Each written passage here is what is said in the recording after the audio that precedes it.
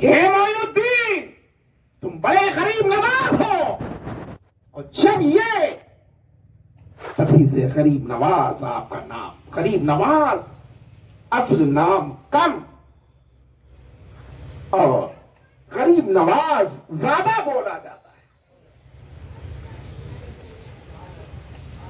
ان کے کہ آپ نے تعلیم حاصل کی، آپ مختصر میں سمجھیں کہ تعلیم و تربیت کے بعد پھر پیر کی تلاش ہوئی. کوئی کامل پیر ہونا چاہیے.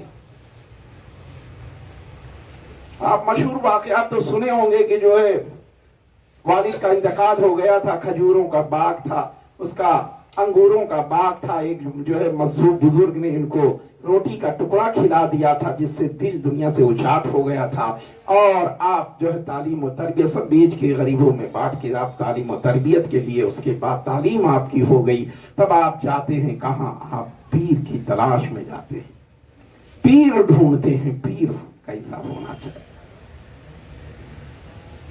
کئی حضرت عثمان ہارونی رحمت اللہ علیہ،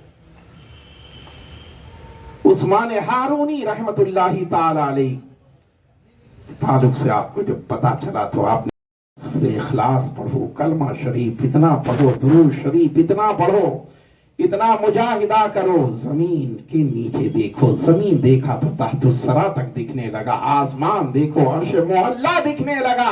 انگلی اٹھا کے ارشاد فرمایا کہ انگلی کے پیٹ میں دیکھو تو پوری دنیا دکھنے لگی. یہ عثمان ہارونی رحمت اللہ علیہ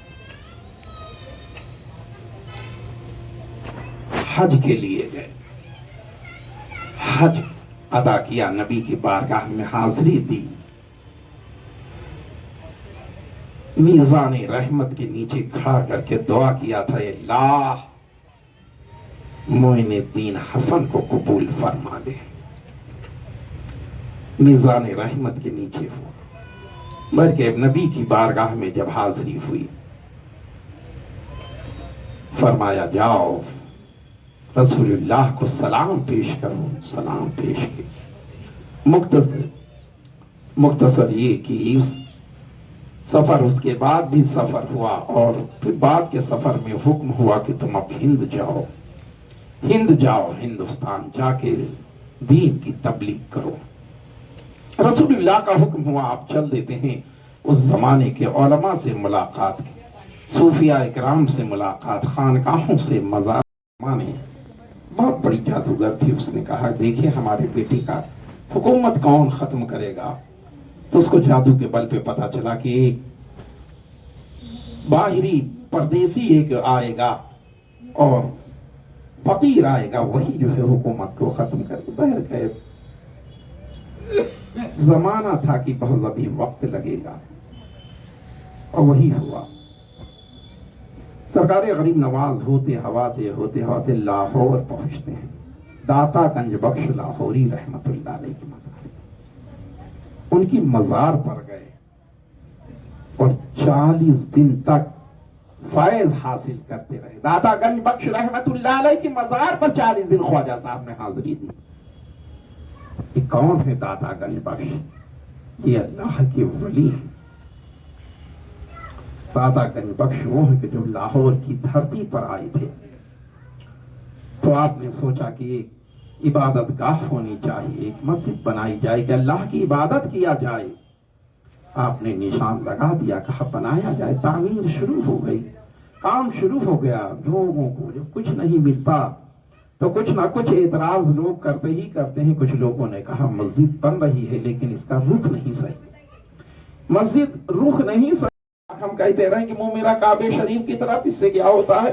آج اب رخ ہی نہیں صحیح ہے. لوگ ادھر ادھر کہنے لگے. لوگوں نے، خادموں نے جب سنا تو آ کے کہا سرکار یہ کہا جا رہا ہے کہ مسجد کا رخ نہیں صحیح ہے. حضرت نے ارشاد فرمایا تم کام کر رہے کرتے رہو، جو کہہ رہا اس کو کہنے دو. بن کر تیار ہو جاتی ہے مسجد. اعلان ہو گیا کل سے ظہر سے نماز شروع کی جائے گی. داتا گنج بخش لاہوری علیہ رحمہ آپ تشریف لاتے ہیں، مصلی پہ نماز ادا کی جاتی ہے. نماز ادا کی، سلام پھیرا اور سلام پھیرنے کے بعد آپ نے لوگوں کو مخاطب کیا، مقتدیوں کی طرف چہرہ کیا اور چہرہ کرنے کے بعد آپ نے ارشاد فرمایا لوگوں دیکھو سامنے کیا نظر آ رہا ہے. جب نظر آ رہا ہے، وہ کعبہ نظر آ، جب ان کے گدا بھر دیتے ہیں شاہان سمانہ کی جھولی، جب ان کے گدا بھر دیتے ہیں شاہان سمانہ کی جھولی، محتاج کا جب یہ عالم ہے، مختار کا عالم کیا ہوگا؟ جب اللہ نے تازہ گنج بخش لاہوری کو یہ اختیار دیا ہے تو میرے نبی کو کیا اختیار دیا ہوگا؟ رسول اللہ صلی اللہ تعالی علیہ وسلم کو کیا اختیار ملا ہوگا؟ اس کو ہم اندازہ نہیں لگا سکتے۔ یہ ہے داتا گنج بخش لاہوری رحمت اللہ علیہ، جن کی مزار پر خواجہ غریب نواز رحمت اللہ تعالی علیہ 40 تم آگے سفر کرنا چاہتے ہو تو جاؤ، ہندوستان کی ولایت ہم بھی تمہیں عطا کر رہے ہیں۔ مزار پاک سے آواز آئی، یہ ہے داتا گنج بخش لاہوری رحمت اللہ علیہ۔ علی میاں ندوی نے بھی اپنی کتاب میں لکھا کہ ہندوستان میں کسی نے دین اسلام کی تبلیغ کی ہے، خواجہ معین الدین نے ہندوستان کی سرزمین پر دین اسلام کی تبلیغ کی ہے۔ یہ وہ اللہ کے ولی ہیں، وہاں حاضری دیتے۔ ادھر پرتھوی راج کو معلوم ہو گیا تھا، ماں نے بتایا تھا، وقت قریب آیا، بڑے بڑے جادوگروں کو اکٹھا کیا، کہا دیکھو ایک فقیر آ رہا ہے، ایک درویش آ رہا ہے، اس کے جادو کے بل پہ اس کا چہرہ بناؤ۔ چہرہ بنا لیا گیا، اس کی